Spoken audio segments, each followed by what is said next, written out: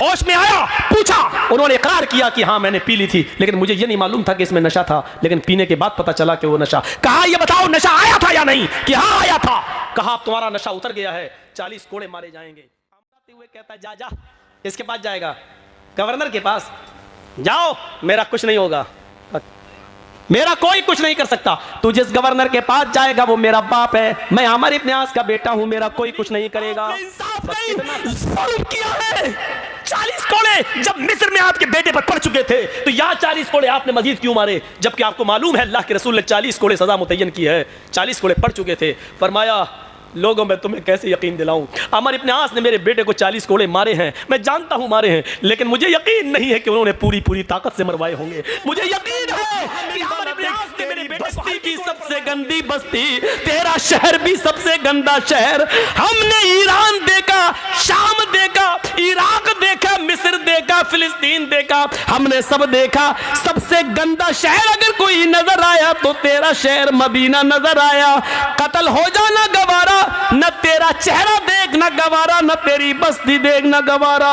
अल्लाह के नबी कहते हैं आए उमर, मैंने इसको माफ कर दिया है, ये मुझे नहीं देखता है, न देखने दो, ये मेरी बस्ती को नहीं देखता है, न देखने दो। जाओ, इसके बीवी बच्चे इसका इंतजार कर रहे होंगे, मैंने इसको छोड़ने का हुक्म नाफिज कर दिया है। जाओ इसको छोड़ दो, जाओ इसकी रस्सी से इसको आजाद करके इसको खैरियत के साथ मदीने के बॉर्डर को क्रॉस करा दो। देखो मदीने की बस्ती से क्रॉस कराना तुम्हारी जिम्मेदारी है, इस मदीने में इसका कोई कत्ल ना कर दे। मैंने इसको छोड़ दिया है और मदीने के बॉर्डर तक इसको हिफाजत के साथ पहुंचाना तुम्हारी जिम्मेदारी। लीजिए, जो तलवार लेके कत्ल करना चाह रहा था हजरत उमर, उन्हीं को जिम्मेदारी दे दी कि इनको बॉर्डर क्रॉस करा। जो कत्ल करना चाहते थे वो हिफाजत कर रहे हैं, सिक्योरिटी गार्ड बन के जा रहे हैं, बॉडी गार्ड बन के जा रहे हैं। ये देखिए आप, ये देखिए, यहां तो पता ही नहीं चलता है कि कब निकाल के जा रहे हैं और कब गाड़ी पलट जाए, कब कह दिया जाए कि हथियार छीन के भाग रहा था इसलिए हमें जवाब में गोलियां चलाना पड़ी। गौर करो और सीखो हुकूमत कैसे चलाई जाती है, सीखो जनाब मोहम्मद रसूलुल्लाह सल्लल्लाहु अलैहि वसल्लम से। हजरत उमर को बॉडीगार्ड बना दिया। मौलाना जर्जीस जिसको मारना चाह रहे हैं उसी को कह दिया जाए जाओ तुम्हें इनके घर खाना भी खाना है और इनका सर भी दबाना। तो कैसा लगेगा मौलाना जर्जीस को? सर दबाते दबाते गला दबा दो। लेकिन नहीं, हजरत उमर ने सर नीचे कर लिया, क्योंकि हुक्म था जनाबे मोहम्मद रसूलुल्लाह सल्लल्लाहु अलैहि वसल्लम। लेके चलने लगे। सुमामा मस्जिद से बाहर निकला, मस्जिद नबवी की चौखट से मुड़कर देखता है कि चलो देख ही लो उसका चेहरा, देखने में हर्ज क्या है, अब तो छोड़ ही दिया है। बहुत कह रहा था देख लो, इतना सब कुछ कहने के बाद भी छोड़ दिया। ऐसी ऐसी बातें सुनता था इनके बारे में, लेकिन इतना सब कुछ कहने के बाद छोड़ा। चाहे गया मस्जिद के दरवाजे से निकला, अल्लाह के रसूल उसको मस्जिद के दरवाजे तक छोड़ दिया है। दुश्मन को छोड़ दिया, जो कत्ल करने आया था मोहम्मद रसूलुल्लाह का, उसको छोड़ने के लिए। और सीखो, उसको नहीं मालूम कि पीछे पीछे अल्लाह के रसूल आ रहे हैं। दरवाजे पे गया, पीछे मुड़ के देखता है कि देख लूं। जैसे उसने पीछे मुड़ के देखा, सामने मोहम्मद रसूलुल्लाह खड़े हैं। कहा सुमामा ये तुम्हें छोड़ के आएंगे। अब उसने करीब से नबी की शक्ल देखी, फिर आगे बढ़ता है। उमर कहते हैं आहिस्ता आहिस्ता चलो, लेकिन वो तेज तेज चल रहा है। सुमामा जितनी तेजी के साथ कदम आगे बढ़ाता है, उसका दिल दुगनी रफ्तार से पीछे की तरफ भाग रहा है। सुमामा के पैर आगे की तरफ, लेकिन सुमामा का दिल जनाब मोहम्मद रसूलुल्लाह की तरफ। 2 मील दूर चला गया, जो गांव मिला, उस गांव में एक कुआं नजर आया। उस कुएं के पास आकर बैठ गया, डोल से पानी निकाला, सहाबा को मस्जिद नबवी के पास कुएं के पानी से नहाते हुए देखा, उसी तरीके से नहाया, गुस्ल किया और गुस्ल करने के बाद फिर लौट कर वापस आने लगा। हजरत उमर कहते हैं कहाँ जा रहे हो? हमें मदीने के बॉर्डर तक छोड़ने का हुक्म दिया गया है। सुमामा सुनता ही नहीं है, सुमामा सीधे सीधे भागता है, आगे आता है और मस्जिद नबवी की चौखट को पकड़ लेता है। कहता है मोहम्मद इब्ने अब्दुल्लाह, अल्लाह के नबी अभी भी मस्जिद नबवी में बैठे हुए थे, अपने सहाबा किराम के साथ कच्ची जमीन पर बैठे हुए थे, हाँ मिट्टी के ऊपर बैठे हुए थे। उसने अपने सहाबा के बीच में मोहम्मद रसूलुल्लाह को बैठे हुए देखा, उसने समझ लिया चारों तरफ सितारों के बीच में जो सबसे ज्यादा चमक रहा है 14वीं रात की तरह, वही मोहम्मद रसूलुल्लाह है। उसने जोरदार अल्फाज में कहा मोहम्मद इब्ने अब्दुल्लाह। अल्लाह के नबी पीछे मुड़ के देखते हैं, कहते हैं उठ गए, सुमामा क्या हुआ? मदीने में क्या किसी ने परेशान किया? मैंने तुम्हें छोड़ दिया था, क्या मेरे किसी सहाबी ने तुम्हें गाली दी? मेरे किसी साथी ने तुम्हें मारा? उमर को भेजा था तुम्हारे साथ बॉर्डर तक छोड़ने के लिए, फिर क्या बात है कि तुम यहाँ आ गए हो? क्या उमर ने तुम्हारी गर्दन पे तलवार रखी? जवाब देता सुमामा रोते हुए, नहीं अल्लाह के नबी ऐसा कुछ नहीं है, मैं अब कैद हो गया। जब रस्सी से बंधा था तो आजाद था, जो मन में आता था बोलता था, आपके खिलाफ भी जहर उगलता था, लेकिन जब आपने मुझे आजाद कर दिया तो हकीकत में वो आजादी नहीं थी, आपने मुझे अपने दिल का गर्विदा बना लिया है, अपने अखलाक के रस्सी में बांध दिया है। मुझे माफ करके मेरे बीवियों बच्चों पे एहसान करके आपने मुझे खरीद लिया है। ऐ मोहम्मद इब्ने अब्दुल्लाह, यमामा का गवर्नर था, आज गवर्नरी का ताज उतारता हूं और मोहम्मद के पैरों के जूते साफ करने के लिए, मोहम्मद की गुलामी करने के लिए तैयार हूं। मुझे भी अपना गुलाम बना लो, मुझे भी अपने मजहब में ले आओ, मुझे भी इस्लाम से जोड़ दो। अशहदु अल्ला इलाहा इल्लल्लाह व अशहदु अन्ना मुहम्मदन अब्दुहु व रसूलुहु, ये कलमा पढ़ता है और सुमामा जनाब मोहम्मद रसूलुल्लाह का सच्चा उम्मती बन जाता है। एक यहूदी है, कैदी है और इतना बड़ा मुजरिम है कि उसके जुर्म के हिसाब से उसकी सजा कत्ल है, लेकिन उसको माफ कर रहे हैं मोहम्मद रसूलुल्लाह। अगर ये अखलाक सब पढ़ लें तो कोई भी नित्यानंद पैदा ना हो और कोई भी वसीम रिजवी की तरह कुरान की आयतें निकालने की बात न करे। शर्त यह है कि घृणा और नफरत की चादर उतार कर मोहम्मद रसूलुल्लाह सल्लल्लाहु अलैहि वसल्लम की ज़िंदगी का मुताला किया जाए। कैदियों के साथ ये हुस्न सलूक, इंसानियत का ऐसा दर्स, इंसानियत का ऐसा सबक हमें दुनिया की किसी किताब के अंदर नहीं मिलता है। कहां है इंसानियत आज? पड़ोसी पड़ोसी को खाया जा रहा है, दोस्त दोस्त को खाया जा रहा है, एक दूसरा एक दूसरे का हरीफ बना है। हम आज अपनी तकलीफ से इतने परेशान नहीं हैं जितना आपकी खुशी से हम परेशान हैं। हम अपनी परेशानी से इतना परेशान नहीं है जितना आपको आराम में देखकर हम परेशान हो रहे हैं। मेरे भाइयों, आज ये सूरत हाल हमारी हो चुकी है। हमारी 12 साल का बच्चा बीमार होता है, यहूदी का बेटा है, अल्लाह के नबी का सर दबा दिया करता था, मोहम्मदुर रसूलुल्लाह का कभी कभी पैर दबा दिया करता था। सहाबा को आप दर्स देते थे तो वो यहूदी बच्चा नबी की महफिल में बैठ जाया करता था, बातें सुनता था, उसका दिल था अल्लाह के रसूल की बातों पर ईमान लाने का, लेकिन घर जाता तो उसका बाप उसको डांटता था और मारता था, इसलिए वो बाप के डर से इस्लाम नहीं लाता था। लेकिन नबी को मालूम था कि वो बच्चा यहाँ आता है, सहाबा किराम के साथ बैठकर मेरी बातें सुनता है।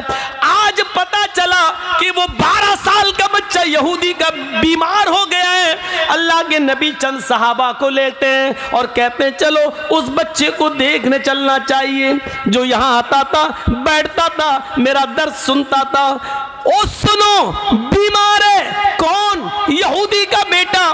कौन? जो अभी मुसलमान नहीं हुआ है, उसकी आयादत के लिए जा रहे हैं। कौन? जनाब मुहम्मदुर रसूलुल्लाह। इस्लाम हमें यह सबक पढ़ाता है कि कोई भी आदमी बीमार हो उसको देखने के लिए जाओ। हिंदू और मुसलमान के चश्मे से, यहूदी और ईसाई के चश्मे से नहीं, इंसानियत के चश्मे से देखो और उसको देखने के लिए जाओ। अल्लाह के नबी वहां जाते हैं और उसके सर के पास जाकर बैठ जाते हैं। वो बच्चा सिसकियां ले रहा था, उसकी रूह उखड़ रही थी, उसकी सांसें चल रही थी और उखड़ने के करीब थी, सिसकियां ले रहा था। बस चंद लम्हों का मेहमान था इस दुनिया में। वो अल्लाह के नबी को देखने लगा, फिर अपने बाप को देखता। अल्लाह के नबी ने उससे कहा, बेटे कुल ला इलाहा इल्लल्लाह, ला इलाहा इल्लल्लाह पढ़ लो, ला इलाहा इल्लल्लाह कह लो। उस बच्चे ने अपने बाप को देखा, बाप ने समझ लिया कि मेरा बेटा अल्लाह के नबी की सफ में बैठता था, बातें सुनता था और घर आकर कहता था कि हमें उनकी बातें अच्छी लगती हैं, हम मोहम्मद सल्लल्लाहु अलैहि वसल्लम पर ईमान लाना चाहते हैं।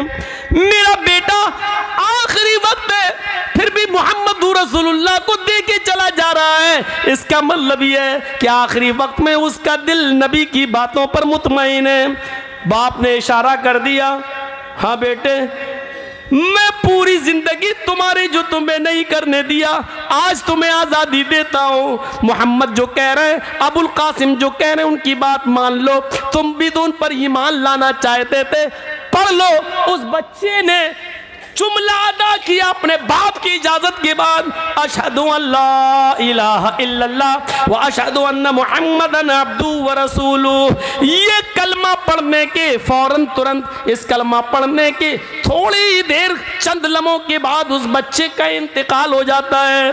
अल्लाह के नबी की आंखों में आंसू आते हैं और खड़े हो जाते हैं उसके बिस्तर से और कहते हैं, अल्हम्दुलिल्लाहिल्लज़ी अनक़ज़हु मिनन्नार। सारी तारीफ उस अल्लाह के लिए जिस अल्लाह ने इस बच्चे को आखिरी वक्त में जहन्नम के अजाब से बचा लिया, दोज़ख की आग से बचा लिया। इस बच्चे की मग़फ़िरत फरमा दी, आखिरी वक्त में इसको कलमे की तौफीक अता फरमाई। अल्लाह ने इस बच्चे पर रहम किया। सारी तारीफ उस अल्लाह के लिए।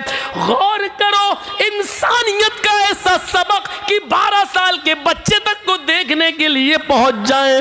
उस वक्त कोई चश्मा नहीं, इंसानियत का चश्मा लगाए हुए जनाब मुहम्मदुर रसूलुल्लाह और यहूदी बच्चे की तीमारदारी कर रहे हैं। चूंकि वो मेरी बातें सुनता था, मेरी महफिल में बैठता था, उसको मेरी बातें अच्छी लगती थी, बाप की जुल्म की वजह से इस्लाम नहीं लाता था, इसलिए आखिरी वक्त में उसको दावत भी दे दी, चाहो तो कलमा पढ़ लो।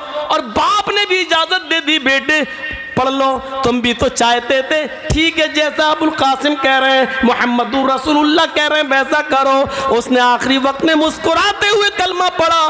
कलमा पढ़ते ही रूह निकल गई। नबी अकरम की दुआ देखो, तमाम तारीफें उस अल्लाह के लिए जिसने आखिरी वक्त में इस बच्चे को दोज़ख की आग से बचा लिया, जहन्नम की आग से बचा लिया। ये इंसानियत का सबक है। खुद अल्लाह के नबी अपने चंद सहाबा के दरमियान बैठे हुए हैं, अपने चंद साथियों के दरमियान बैठे हुए। यहूदी का एक जनाजा आया, यहूदी का जनाजा आ रहा है। जनाजा जैसे ही करीब आया, अल्लाह के नबी खड़े हो गए। अल्लाह के नबी खड़े हो गए और उस जनाजे के साथ चंद कदम चल दिए। सहाबाए किराम ने देखा, अल्लाह के नबी खड़े हो गए। जनाजा जब आगे गुजर गया तो सहाबा ने कहा, अरे अल्लाह के रसूल, एक यहूदी का जनाजा देखकर आप खड़े हो गए। यहूदी, वो यहूदी जिसकी मुखालिफत आप करते हैं, वो यहूदियत जिसके बारे में अल्लाह के आप फरमाते हैं कि मुझे यहूदियों की मुखालिफत करने के लिए भेजा गया। खालिफुल यहूद, यहूदियों की मुखालिफत करो। वो यहूदियत जिसके बारे में आप कहते हैं कि बनी इस्राइल मुहर्रम का एक रोजा रखते हैं, तुम तुम 2 रोजे रखो। यहूदी मुहर्रम का 1 रोजा रखते हैं, तुम 2 रोजे रखो।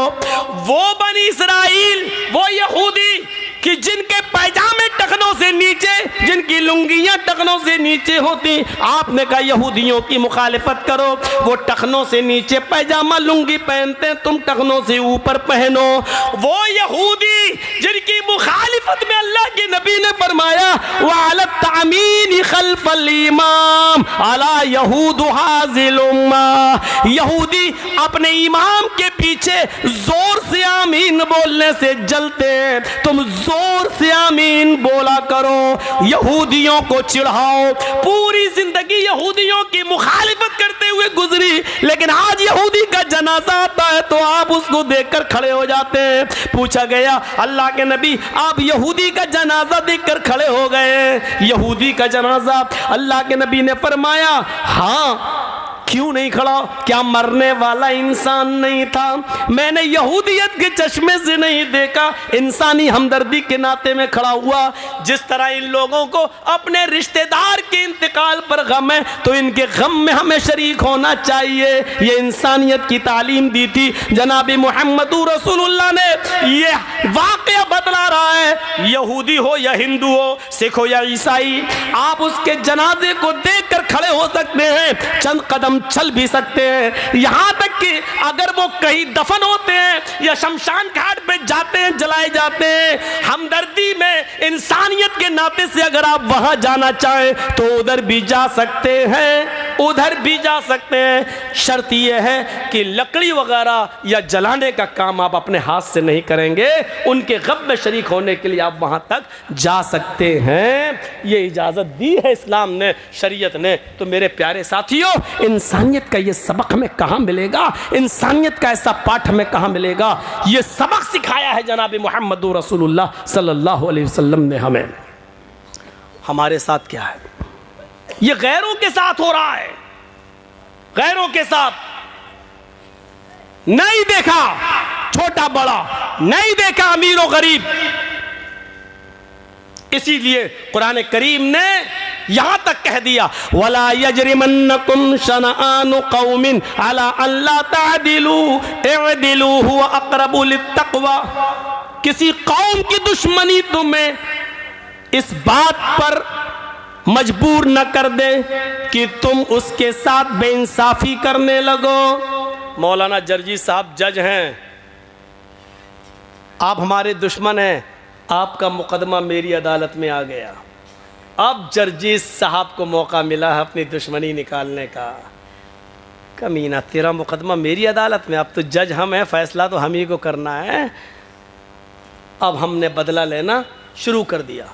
ये दुश्मनी, कुरान कहता है दुश्मनी अपनी जगह पर, लेकिन किसी कौम की दुश्मनी तुम्हें अन्याय और जुल्म करने पर मजबूर न कर दे। ऐसा ना हो कि तुम उसके साथ बेइंसाफी करने लगो। नहीं, इंसाफ करना हर हाल में। आमर इब्ने आस का बेटा मिस्र का गवर्नर है, आमर इब्ने आस मिस्र के गवर्नर है। आमर इब्ने आस को मिस्र का गवर्नर बनाया गया है। आमर इब्ने आस का बेटा घोड़ा दौड़ाने में माहिर है। एक यहूदी बच्चा, यहूदी का बेटा, यहूदी का बच्चा, यहूदी का बच्चा कहता है वो ये क्या हो रहा भाई? तो उसको इतनी जोर से बजाने की क्या जरूरत है भाई? हाँ तो निकल रही है, निकल जाएगी, बजा के। ये देखो, तो जितना मना करोगे उतना ही करेगा वो। आमर इब्ने आस का बेटा घोड़ा दौड़ाने में माहिर, उसने कह दिया कि हमसे अच्छा घोड़ा कोई दौड़ा कर दिखाए। एक यहूदी बेटे ने उसका, यहूदी के बच्चे ने उसका चैलेंज कबूल कर लिया। दोनों लोगों ने साथ में घोड़ा दौड़ाया और यहूदी का बच्चा आगे निकल गया। और देखो आदिल, यहूदी का बच्चा आगे निकल गया। आमर इब्ने आस के बेटे को गुस्सा आया, मुझसे आगे कैसे निकल गया? मैं आमर इब्ने आस का बेटा हूं और मुझे को हरा दिया इसने। घोड़े से उतरा और उस यहूदी बच्चे के एक दिया चेहरे पे थप्पड़, ताड़, बेचारा हिल गया। उसने कहा कि देखो आपने मुझे अकारण मारा है, बिला वजह मारा है, आपने मुझे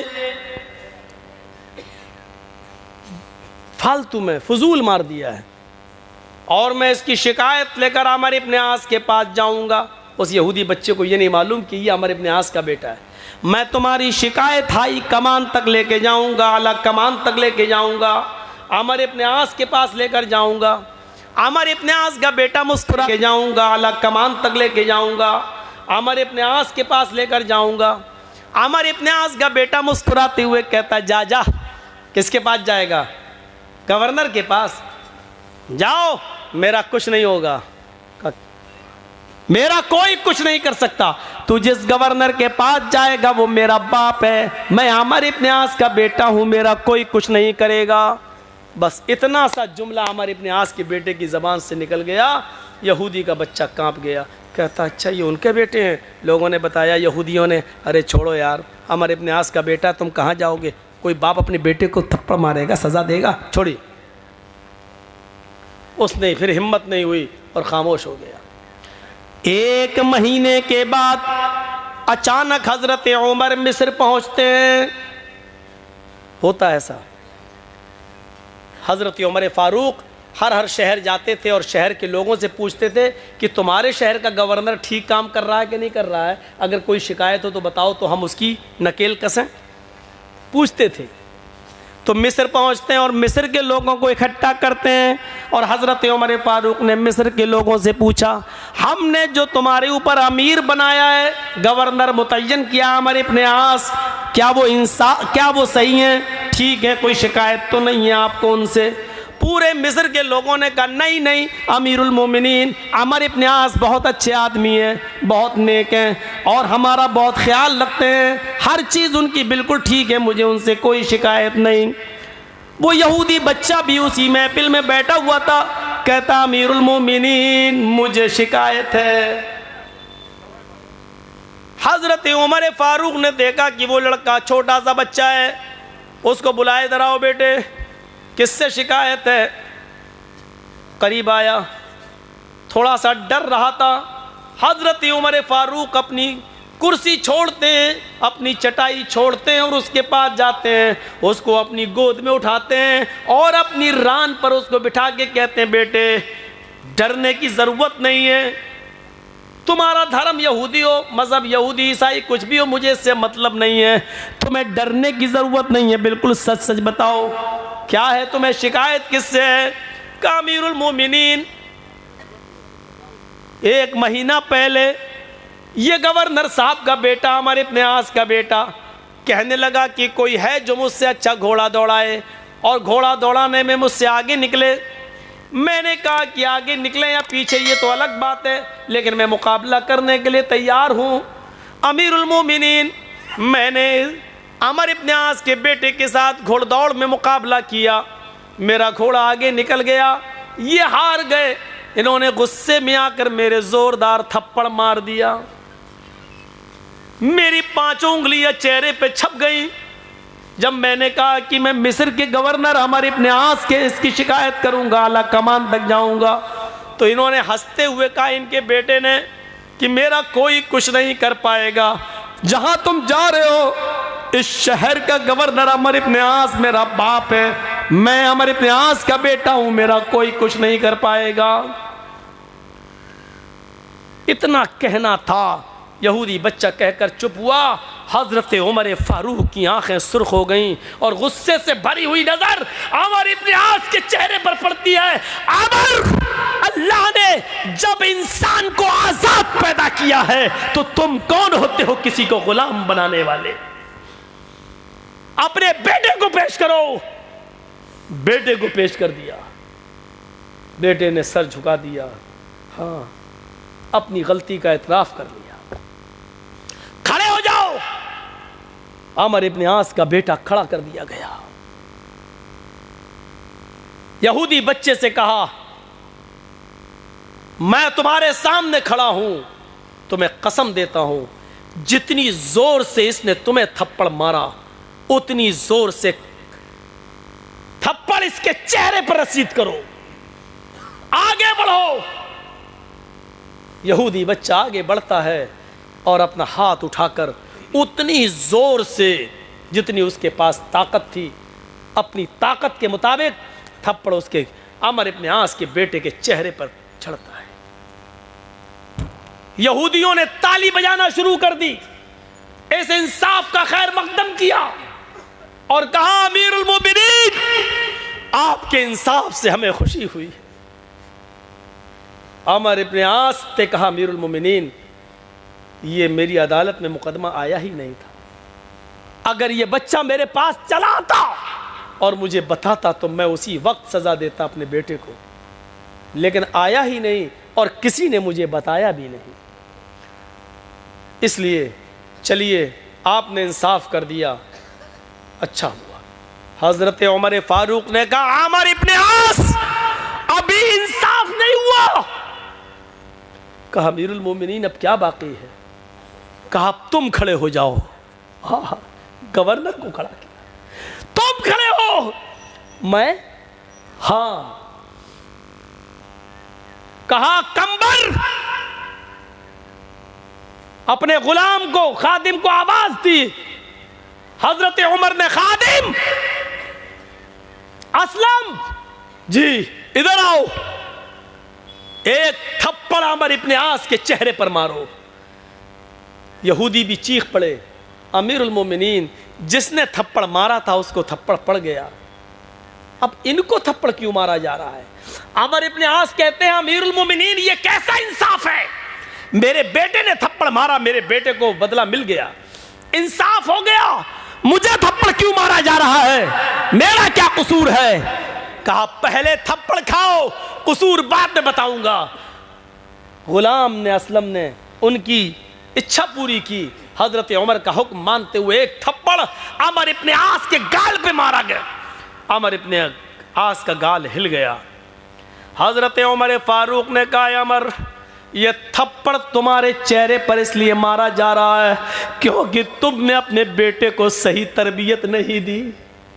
अगर तुमने अपनी औलाद को, अपने बेटे को सही तरबियत दी होती तो तुम्हारा बेटा ये नहीं कहता कि मैं शहर के गवर्नर का बेटा हूं, मेरा कोई कुछ नहीं कर पाएगा।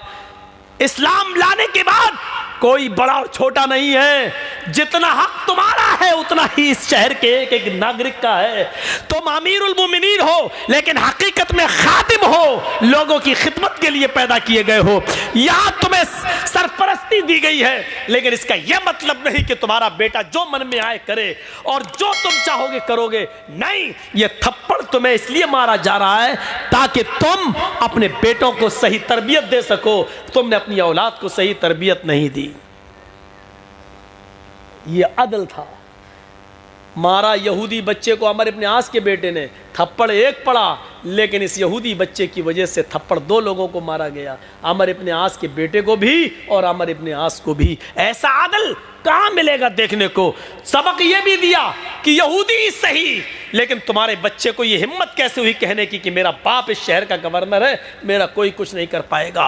और फिर दुनिया की नजरों ने देखा उमर फारूक का इंसाफ कि एक दिन उसी मिस्र की बस्ती में हजरत उमर फारूक ने खजूर का रस निचोड़ कर रखा था और कई दिनों के बाद उसमें नशा आ गया था, वो सड़ चुका था, वो शराब बन चुकी थी, नबीज बन चुकी थी। अब्दुर्रहमान ने वो नबीज पी ली। उमर फारूक के बेटे ने वो शराब, वो सड़ा हुआ रस पी लिया जिसमें नशा आ गया। पकड़े गए। लोगों ने बताया अमर इब्न आस को कि उमर फारूक के बेटे ने शराब पी ली थी, लिहाजा उन पर हद जारी की जाए। हजरत उमर फारूक के बेटे का होश जब नशा उतरता है, इब्न आस ने 40 कोड़े मारे। किसको? हजरत उमर फारूक के बेटे को 40 कोड़े। लेकिन मदीने में जब हजरत उमर को पता चला कि मेरे बेटे ने शराब पी ली और उसको अमर इब्न आस ने 40 कोड़े की सजा सुनाई और मारी, लेकिन इसके बावजूद मदीने से घोड़ा भेजा और अमर इब्न आस को एक लेटर लिखा कि जैसे ये लेटर तुम्हें मिले तो इस अच्छे और मजबूत घोड़े पर मेरे बेटे को बिठाकर जल्दी मदीना रवाना करो। हुक्म की तामील की गई। अमर इब्न आस ने उमर फारूक के बेटे को मिस्र से रवाना करके कहा तुम्हारे बाप ने अर्जेंट तुम्हें बुलाया है। मदीने बेटा पहुंचता है, कहा बेटे सुना है कि तुमने शराब पी ली थी। कि हाँ, लेकिन अब्बू जान मुझे उस पर हद जारी कर दी गई, 40 कोड़े मार दिए गए हैं। फरमाया 40 कोड़े तुम्हारी पीठ पर दोबारा लगाए जाएंगे। कहा अब्बू मुझे शरीयत की सज़ा बता दीजिए क्या है। कहा कि शरीयत की सज़ा 40 कोड़े है। कहा वो मेरे लग चुके हैं। कहा मुझे यकीन नहीं है। कहा अमर इब्न आस से पूछ लो। बेटे हाकिम वक्त का, खलीफे वक्त की बात मानते हुए तुम अपने पीठ से कुर्ता उतारो। कुर्ता उतार दिया। कहा जल्लाद से पीछे से हाथ बांध दो। पीछे से हाथ बांध दिया। कहा 10 कोड़े मारो। 10 कोड़े मारने के बाद कहा तुम थक गए, हटो। दूसरे जल्लाद से कहा तुम 10 मारो। कहा तुम थक गए, हटो, तुम अब मजबूत कोड़े नहीं लगा पाओगे। तीसरे से कहा 10 मारो। चौथे से कहा 10 मारो। 10-10 कोड़े 4 जल्लादों ने मारकर 40 कोड़े पूरे किए। लोगों ने कहा अमीरुल मोमिनीन रो भी रहे बेटे की मोहब्बत में आप, और कोड़े भी मार रहे हैं। फरमाया कि आप मैंने अपने बेटे के साथ इंसाफ किया है। क्यों मारे? जबकि आपको मालूम है अल्लाह के रसूल ने 40 कोड़े सज़ा मुतय्यन की है। 40 कोड़े पड़ चुके थे। फरमाया लोगों मैं तुम्हें कैसे यकीन दिलाऊं, अमर इब्न आस ने मेरे बेटे को 40 कोड़े मारे हैं, मैं जानता हूं मारे हैं, लेकिन मुझे यकीन नहीं है कि उन्होंने पूरी ताकत से मरवाए होंगे। मुझे यकीन है कि अमर इब्न आस ने मेरे बेटे को हल्के कोड़े पड़वाए होंगे, क्योंकि मेरा बेटा था। उन्होंने सोचा होगा कि ये उमर फारूक का बेटा है, अमीरुल मोमिनीन का बेटा है, मेरे बेटे के साथ कोड़े पड़ने में रियायत बरती गई होगी, क्योंकि ये उमर का बेटा है, इसलिए मेरे बेटे को मजबूत कोड़े नहीं मारे गए होंगे। इसलिए मजबूत कोड़े मैंने यहाँ लगवाए हैं, ताकि मैं अल्लाह के सामने कल क़यामत के दिन कह सकूँ कि मैंने अपने बेटे के साथ भी सच्चा इंसाफ किया है। मेरे भाइयों, अदल और इंसाफ का हीरो ऐसे ही नहीं कहा था। महात्मा गांधी ने कहा था इस देश के अंदर अगर खून खराबा बंद करना चाहते हो, अमन और शांति पैदा करना चाहते हो, तो उमर फारूक का अदल और इंसाफ कायम कर दो, देश में अमन और शांति पैदा हो जाएगी। मेरे प्यारे साथियों, ये चीज़ें थी हज़रत उमर फारूक के पास। इसलिए कुरान ने कहा वला यजरिमन्नकुम शनानु कौमिन अला अल्ला तादिलू, किसी कौम की दुश्मनी तुम्हें मजबूर न कर दे कि उसके साथ तुम बेइंसाफ़ी करने लगो। हर हाल में इंसाफ करना यही तक़वे के ज़्यादा करीब है। मैंने 2 घंटे आपके सामने खिताब किया है। मेरे भाइयों, अदल और इंसाफ, इंसानियत पर मबनी इस तकरीर को ये मैसेज देने की कोशिश की है कि इंसानियत का सबसे बड़ा आलम बरदार अगर कोई मज़हब है तो वो इस्लाम है। आओ इस्लाम की शिक्षा की तरफ। हम अल्लाह ताला से दुआ करते हैं कि बारे इलाह हमारी ख़ताओं को माफ़ फरमा दे, हमारे गुनाहों को बख्श दे, हम जमीअ मुसलमानों पर रहम फरमा। बारे इलाह हम तुझसे ये भी दुआ करते हैं कि जब तक तू हमें ज़िंदा रख, इस्लाम पर ज़िंदा रखना, और जब हमारा ख़ात्मा हो तो ईमान पर हमारा ख़ात्मा फरमाना। वमा अलैना इल्लल बलागुल मुबीन व आखिरु दअवाना अनिल हम्दुलिल्लाहि रब्बिल आलमीन। अस्सलामु अलैकुम व रहमतुल्लाहि व बरकातहू।